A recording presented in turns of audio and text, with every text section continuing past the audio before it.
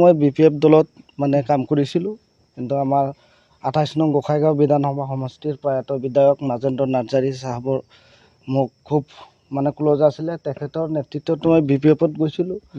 আৰু মই যথেষ্টখিনি সহায় কৰিছোঁ কিন্তু তেওঁ BPF দলত মানে যিবিলাক মানুহৰ যেনেকুৱা দক্ষতা সেই দক্ষতা অনুযায়ী তেওঁলোকে যিটো কাৰ্যনিৰ্বাহ দিয়াটো তেওঁলোকে কেতিয়াও দিয়া নাছিলে মোক জাত খালি ব্যৱহাৰ কৰিছে তেওঁলোকে গতিকে আজি মই আনুষ্ঠানিকভাৱে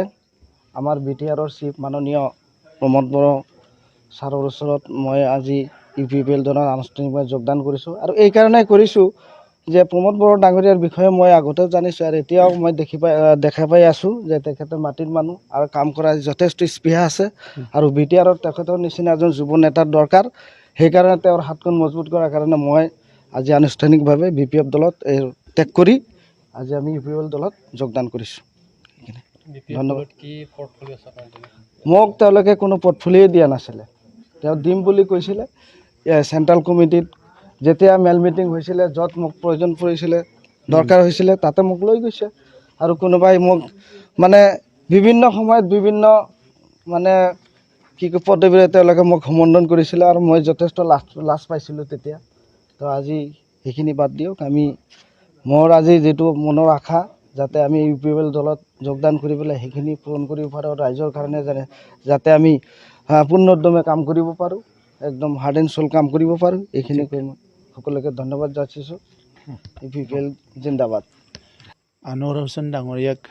আমি আদৰণি জনাইছোঁ তেখেতে আমাৰ BTR অঞ্চলৰ ৰাজনীতিক এটা সুস্থিৰতা বিচাৰি মূল্যবোধৰ এটা ৰাজনীতি আশা কৰি UPPL দলত আহিছে আৰু তেখেতৰ দীঘলীয়া সময় ছাত্ৰ সংগঠনৰ লগত তেখেতে নেতৃত্ব দি আহিছিলে আৰু মাজতে তেখেতে কৈছে কি BPF দলক তেখেতে সহায় কৰিছিলে আৰু যিটো উন্নয়ন যিটো পৰিৱৰ্তন আৰু যিটো এটা মূল্যবোধৰ ৰাজনীতি তেখেতে বিচাৰিছিলে সেইটো তাত তেখেতে পোৱা নাই আৰু সেইকাৰণে UPPLত আহিছে মই তেখেতক আদৰণি জনাইছোঁ আৰু UPPL হিচাপে আমি যিমান পাৰোঁ চেষ্টা কৰিছোঁ যে পলিটিক্সটো বহুত বেছি সস্তীয়া হ'ব নালাগে এইটো অলপ মূল্যবোধ ইয়াত থাকিব লাগে তেতিয়াহে মানে আমাৰ অঞ্চলৰ ৰাইজে এটা আশা কৰা নিচিনাকৈ এটা উন্নয়ন দেখিবলৈ পাব আশা কৰা নিচিনাকৈ কিবা এটা ছাৰ্ভিচ পাব এইটো চবে বিচাৰে আৰু সেইকাৰণে আমি চেষ্টা কৰিছোঁ কি আমাৰ দলৰ সকলো নেতা কৰ্মী MCLA EM MLA সকলো বড়োলেণ্ড অঞ্চলৰ ৰাইজৰ কাৰণে নিজকে ইয়াত মানে মনোনিৱেশ কৰিব লাগে সেইটো আমি চেষ্টা কৰিছোঁ আৰু এই সময়ত আমাৰ যথেষ্ট সুস্থিৰতা আহিছে সামাজিকভাৱে হওক ৰাজনৈতিকভাৱে হওক আৰু এতিয়া UPPL BJP যিটো চৰকাৰ আমাৰ চলি আছে তাত আমি আশা কৰা ধৰণে বহুখিনি কাম কৰিবলৈ পাৰিছোঁ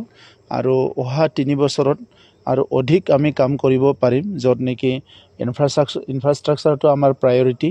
ইয়াৰ লগতে সামূহিকভাৱে আমাৰ শিক্ষা আমাৰ অৰ্থনীতি আমাৰ সমাজক সুস্থিৰতা আনাটো আমাৰ এটা লক্ষ্য আৰু সেইটো কৰিব পাৰিম বুলি মই আশা কৰিছোঁ গতিকে তেখেতৰ নিচিনা এটা এনাৰ্জেটিক মানে ইউথ আমি লগত পাই পেলাই আমাৰ দলত কাম কৰিবলৈ আৰু অলপ উৎসাহিত চবে হ'ব মই সেইটো আশা কৰিছোঁ হাজাৰ হাজাৰ আছে মানে বহুত ডাঙৰ নেতা নহয় ডাঙৰ নেতাবিলাক কথা পাতি থাকে কিন্তু কি কৰিব কি নকৰিব নাজানো কিন্তু এনে অলপ তলৰবিলাক অলপ মানে হাজাৰ হাজাৰৰ সংখ্যাত আছে তো এতিয়া য'ত থাকক ৰাইজৰ কাম কৰিব লাগে সেইকাৰণে কোনোবা যদি জইন কৰে এইটো প্ৰক্ৰিয়াটো চলি থাকিব জিলা পৰ্যায়ত এই কামবিলাক হৈ থাকিব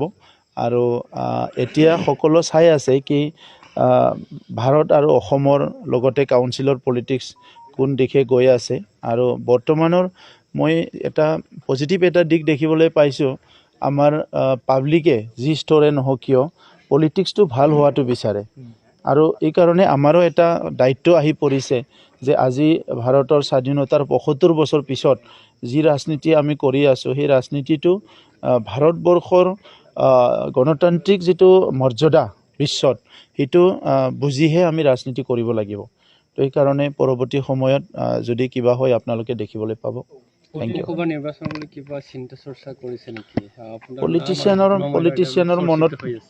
পলিটিচিয়ানৰ মনততো সদায় ইলেকশ্যনেৰে চিন্তা, গতিকে বেলেগ বেলেগ কাম কৰিলেও ইলেকশ্যনৰ প্ৰতিটো অলপ হ'লেও চিন্তা থাকিবই। যোনে যোনে পলিটিক্স কৰিছে চবৰে ইলেকশ্যনৰ চিন্তা, ইলেকশ্যন খেলিলেও চিন্তা, নেখেলিলেও চিন্তা, ইলেকশ্যন আহিলেও চিন্তা, নাহিলেও চিন্তা যে নেক্সট ইলেকশ্যনত কি হ'ব, নেক্সট ইলেকশ্যনত